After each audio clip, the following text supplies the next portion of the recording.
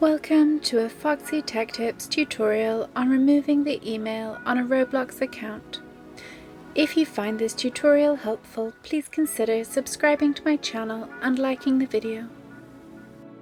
Go to roblox.com and sign into your account if you're not already logged in. Click the settings icon from the top right of the page and then select Settings. As you can see in Settings, there is no way to remove an email address, only to update to a different one.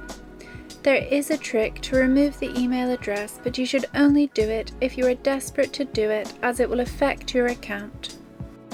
If you change to an under 13 account, it will remove your email but also limit your account to a child's account. If you are sure you want to do that, edit your birth year to make it be under 13 years old.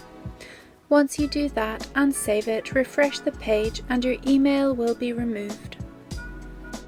And that draws an end to this tutorial. Please like the video if you found it helpful and subscribe to Foxy Tech Tips for more Roblox tips and tricks.